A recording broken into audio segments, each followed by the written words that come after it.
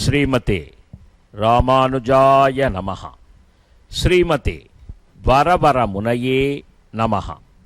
ஸ்ரீ வாதூல குரவே நமஹ. ஸ்ரீசைலேச தயாபாத்திரம் தீபக்தியாதி குணார்ணவம் யதீந்திர பிரவணம் வந்தே ரம்யஜா மாதரம் முனி.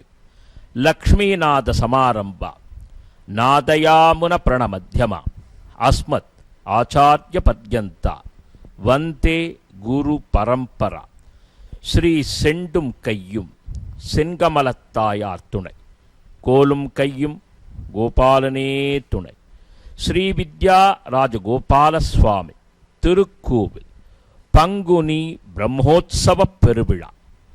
பிரம்மோத்சவத்திலே முதல் நாளாக காலை வேளை துவஜாரோகணம் எனப்படும் கொடி ஏற்றும் வைபவத்திற்காக ஸ்ரீயப்பதியான சர்வலோக காரணனாக விளங்கக்கூடியவனும் சகல ஆச்சாரியர்களின் அன்புக்கு பக்திக்கு பாத்திர ரூபியாக விளங்குபவனும் செங்கமல நாச்சியாரின் நாயகனும் ருக்மணி சத்யபாமாவின் பிரிய மணாளனுமாக விளங்கக்கூடிய எம்பெருமான் ஸ்ரீவித்யா ராஜகோபால சுவாமி யாகசாலைக்கு முன்பாக திவ்ய பரிமள பீதாம்பரம் அணிந்து மலர் மாலைகளை ஏற்றருளி ஜெண்பகப்பூவை சூடிக்கொண்டவனாக தன் திருவடி முதல் திருமுடி வரை திவ்யாலங்கார பூஷிதனாக அருள்பாலித்தருளும் திருக்காட்சியை நம் சிடிஎன் தொலைக்காட்சி பக்தி பூர்வமாக பதிவு செய்து நம் இல்லத்திலே அருள் பொங்கும் உள்ளத்திலே அற்புதமாக சமர்ப்பித்தருளுகிறது.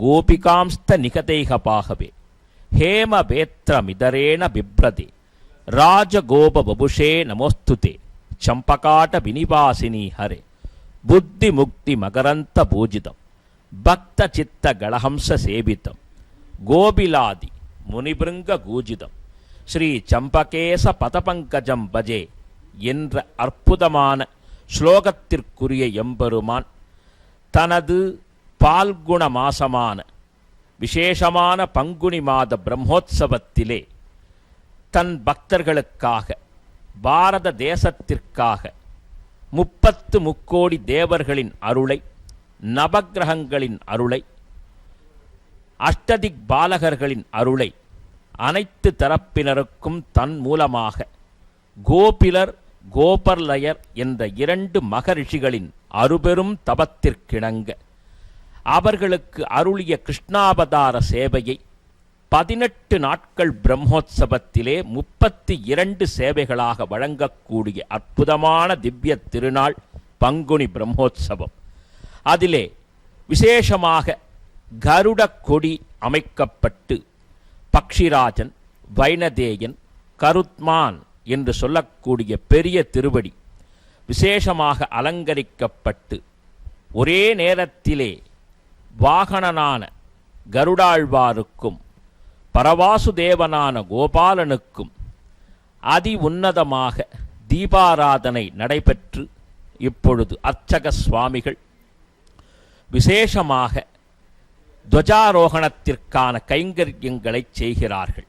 அத்தியாபக சுவாமிகள், தர்மகர்த்தா, நிர்வாக அதிகாரி, பக்த கோடி மெய்யன்பர்கள் என்று எல்லோரும் திரண்டு நிற்க பார்ப்போற்றும் வகையில் பங்குனி பிரம்மோத்சவம் கொடியேற்றும் வைபவத்தில் இதோ துவங்கும் அற்புதமான காலகட்டம்.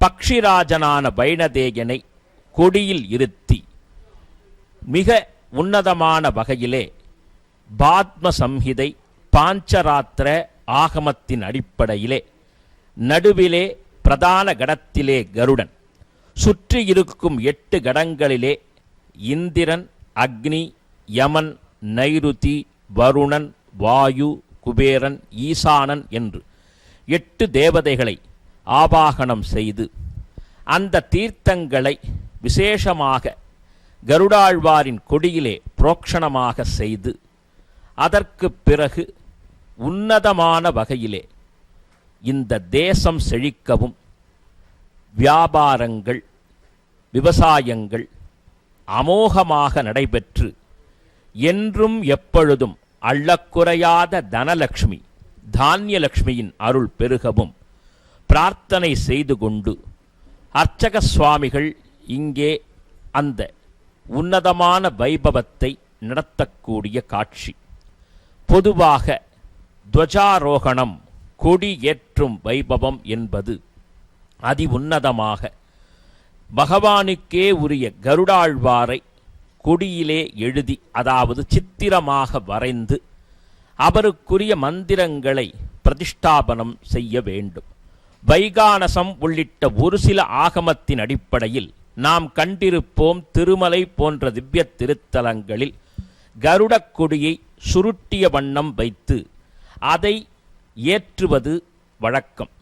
நமது பாஞ்சராத்திர ஆகம பாத்ம சம்ஹிதையின்படி கொடியானது விரிந்த நிலையிலே, கருடாழ்வார் அமர்ந்த நிலையிலே, கருடனுக்கு மேலாக கொடை அற்புதமாக வடிவமைக்கப்பட, இரண்டு புறங்களிலும் வெண்சாமரம் வீசப்பட, இவ்வாறு திவ்யமயமாக இடம்பெற வேண்டும் என்ற ஆகம சாஸ்திர முறையின் அடிப்படையிலே இதோ அர்ச்சக சுவாமிகள் அங்கே வைபவத்தை அரங்கேற்றுகிறார்கள்.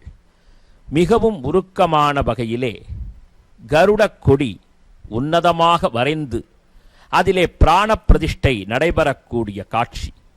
பகவான் எங்கே புறப்பாடு கண்டருளினாலும், அவன் எழுந்தருளி வரக்கூடிய பல்லாக்காக இருந்தாலும், வாகனங்களாக இருந்தாலும் அதிலே சூக்ஷ்மமாக விளங்குபவர் கருடாழ்வார். தட்சகன், கார்கோடகன், வாசுகி, சங்கன், பதுமன் உள்ளிட்ட 8 நாகங்களை தன் திருமேனியில் ஆபரணமாக கொண்டவர் கருடன். வினதையின் குமாரனாக சுவாதி நட்சத்திரத்திலே அவதாரம் செய்த கருடாழ்வாருக்கு நமது பங்குனி பிரம்மோற்சவமும் சுவாதி நட்சத்திர தினத்திலே கருட கொடி ஏற்றப்பட்டு துவங்கக்கூடிய அற்புதமான வைபவம்.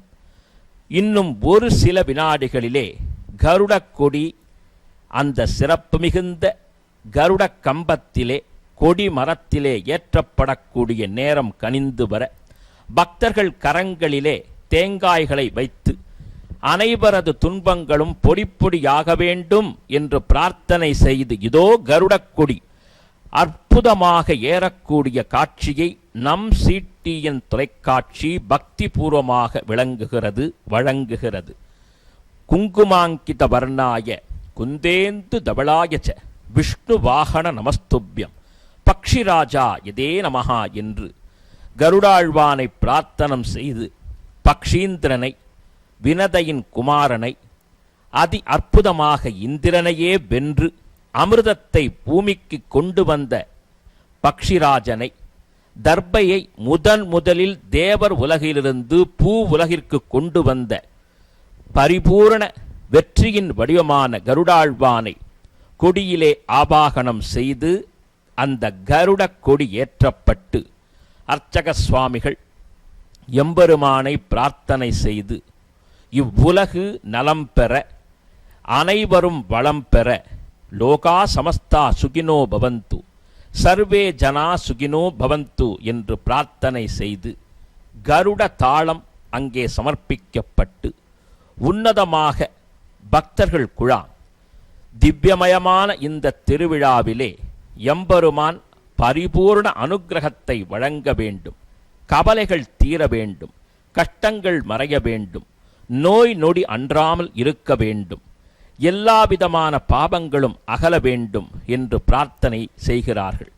அந்த அடிப்படையிலே கருட கொடி ஏற்றப்படும் சமயத்திலே நாம் எந்த பிரார்த்தனையை செய்தாலும் அது விசேஷமாக நடைபெறும் என்று பெரியோர்கள் அருளியிருக்கிறார்கள்.